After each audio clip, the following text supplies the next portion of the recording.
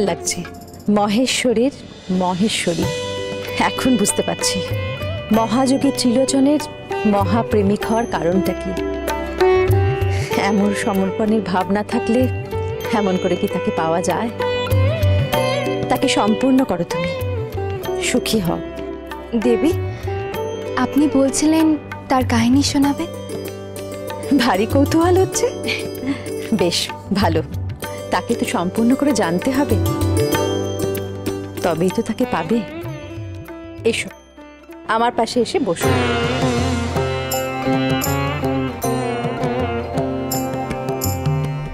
দেবী, তোমার মায়ায় তুমি যে কেমন করে জগৎ মাতাও সে অনেক অনেক আগেকার কথা। দেবী, দেবী আপনি কিসের কাহিনী বলছেন? আমরাও শুনবো। হ্যাঁ, আমরা সবাই শুনবো। কিসের কাহিনী দেবী, কিসের কাহিনী? তোমাদের পিতার কাহিনী। তবে তো শুনতেই হয়। ও হ্যাঁ, সবাই বসে পড়ো, বসে পড়ো।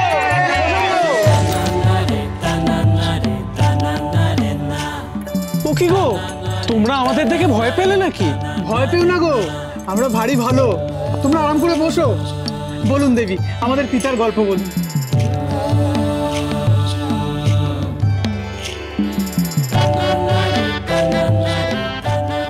সে অনেক অনেক আগের কাহিনী।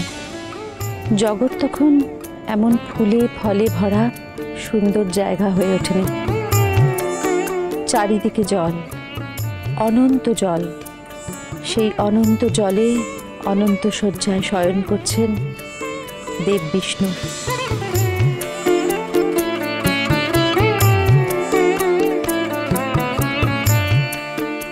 সে কত সহস্র বছর তিনি শয়ন করছেন কে জানে। সে শয়নে থাকা বিষ্ণুর নাভিমণ্ডল থেকে বেরিয়ে এলো এক অনন্ত সুন্দর পদ্ম। পদ্মনাভ হলেন তিনি।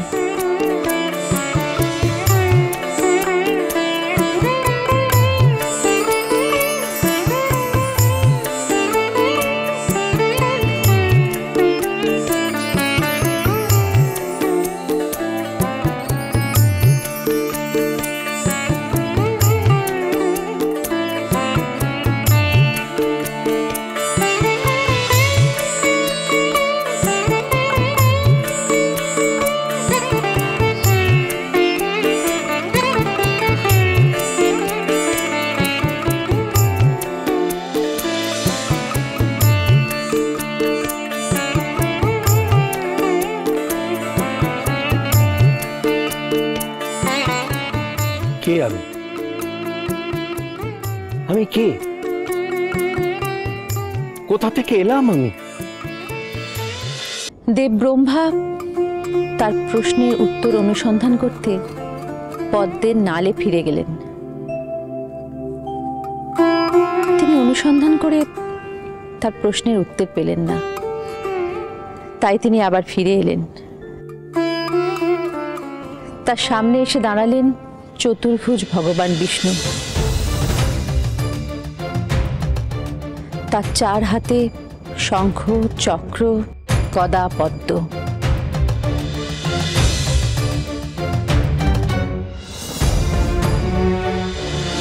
বৎস,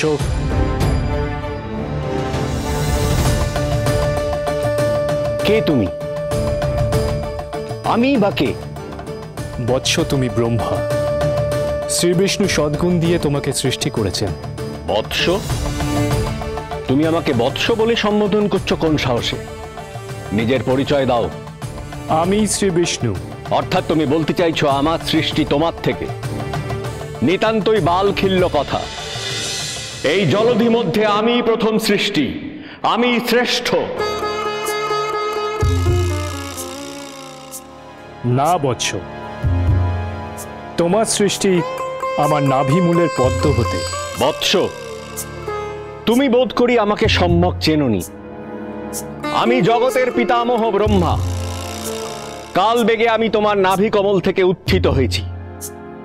জেনে রাখো, এই সব কিছুর প্রভু আমি, আমি শ্রেষ্ঠ। তুমি ভুল করছো ব্রহ্মণ। চারিদিকে তাকিয়ে তুমি যা দেখতে পাচ্ছ তা সবই আমার সৃষ্টি। আমি শ্রেষ্ঠ। সে কি কথা? দুই দেবতা এমন ঝগড়া?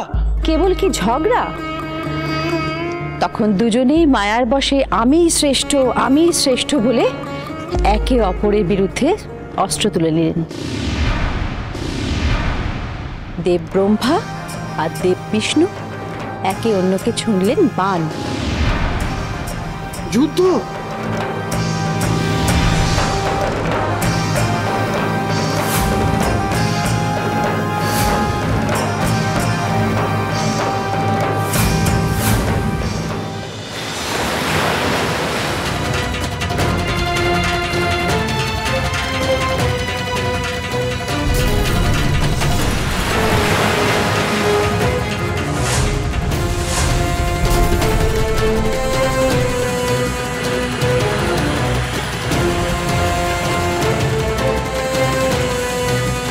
সমস্ত জগৎ তখন ভয় আকুল।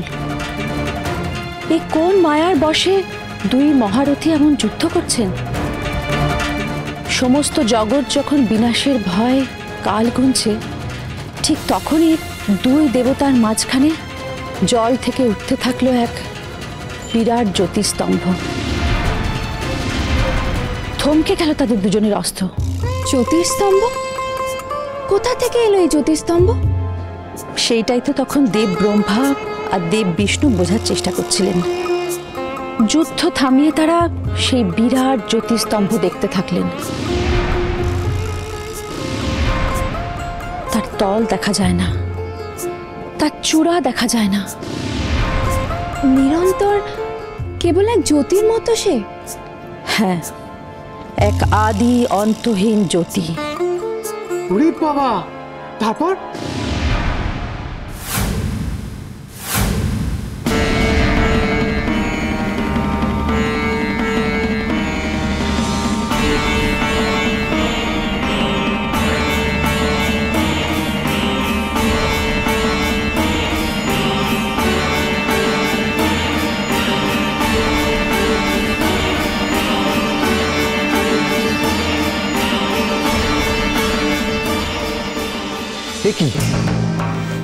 এ কি আশ্চর্য কাণ্ড!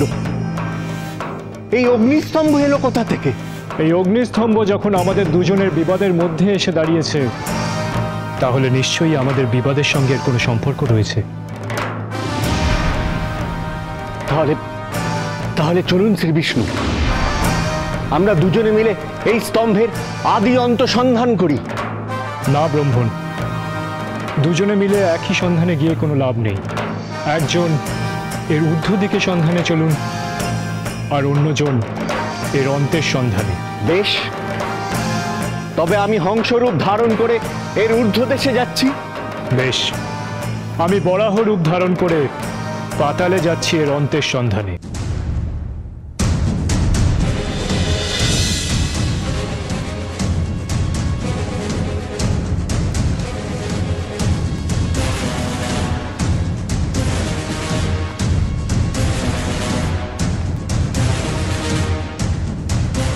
হংসরূপে দেব ব্রহ্মা সেই স্তম্ভের মাথার উপর উঠতে লাগলেন।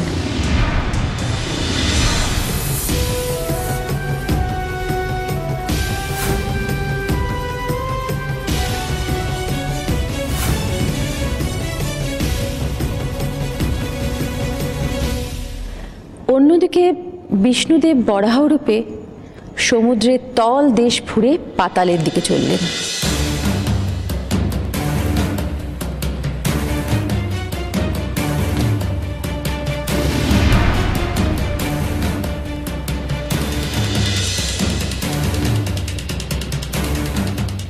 এইভাবে কেটে গেল 4000 বছর। 4000? হ্যাঁ, বিষ্ণুদেব থাকলেন 4000 বছর ধরে শ্বেত বরাহ রূপে। সেই জন্য এই সময়টাকে চিহ্নিত করা হয়েছে শ্বেত বরাহ কল্পরূপে। দেবী, তারা কি খুঁজে পেলেন সেই স্তম্ভের আদি অন্ত?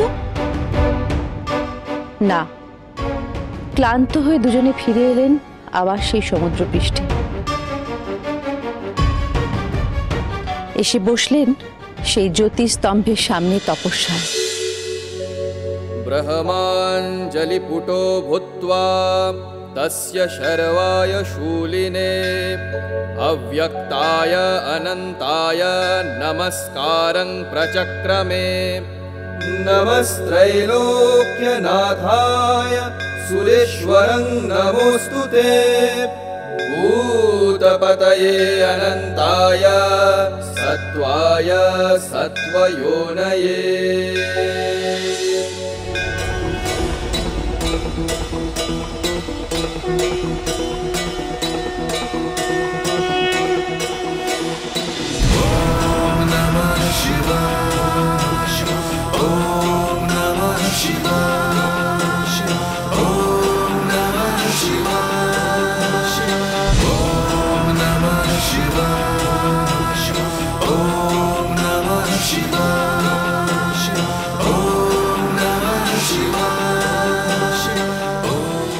আমাদের তিনজনের মধ্যে কেউই কারোর থেকে বেশি নয়, কেউ কারোর থেকে শ্রেষ্ঠ নয়। মায়ার বশে সেই সত্য আপনারা কিছুক্ষণের জন্য বিস্মৃত হয়েছিলেন। দেব ব্রহ্মা, আপনার কাজ হলো জগৎ সৃজন করা। দেব বিষ্ণু, জগৎ পালন করা আপনার কাজ।